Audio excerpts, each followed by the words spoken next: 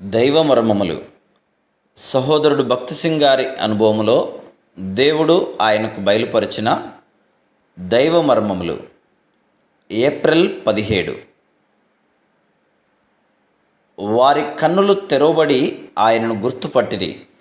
లూకాసు వార్త 24వ అధ్యాయము 31వ వచనం. లూకాసు వార్త 24వ అధ్యాయము 15 నుండి 30 వచనములలో ప్రభు పునరుత్థానం తర్వాత ఎమ్మాయి మార్గములో నడుచుచుండిన ఇద్దరు శిష్యులను గురించి చదువుచున్నాం. వారెంతో దీర్ఘముగా సంభాషించుచు యెరూషలేములో సంభవించిన విషయములను గురించి గ్రుడ్డిగా ఆలోచించుచుండిరి. యేసు ప్రభు వారిని సమీపించి వారితో నడుచుచు తన్ను గూర్చి అంతయు వివరించుచు తన శ్రమలను గూర్చియు మహిమను గూర్చియు తనెందుకు తప్పక మరణించి తిరిగి లేచి మహిమలో ప్రవేశించవలనో వారికి తెలుపుచుండెను. ప్రభువే వారికి బోధించినను వారింకనూ ఆయనను ఎరగలేదు.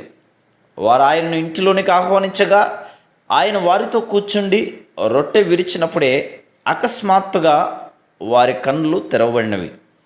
అప్పుడు మాత్రమే వారు ప్రభువును గుర్తెరిగిరి. ఈ విధంగా ప్రభువు వారికి బోధించెను. మన ప్రభువు ఎంతో గొప్పవాడు, బలవంతుడు, ఎంతో అద్భుతమైన వాడు. మన సామాన్యమైన నేత్రములతో మనం ఆయనను చూడలేము. ఆయన మన జ్ఞానమునకు మించినవాడు. మానవేంద్రియములతో ఆయనను గ్రహించలేము.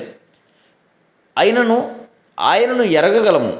మన బంధుమిత్రాదుల కంటే ఎంతో వాస్తవమైన వాడు. ఆయన మహిమను మనము గుర్తెరిగిన యెడల ప్రపంచమంతటిలో ఉన్న ప్రతి వ్యక్తి కంటే ఆయన మనకు అత్యంత ప్రశస్తమైన వాడుగా కనబడును. సామర్థ్యము గల బోధకుల యొద్ద వాక్యము నేర్చుకునవచ్చును.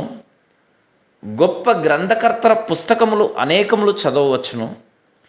ప్రభువుతో నడిచినప్పుడు గొప్ప అనుభవములను మనం పొందవచ్చును.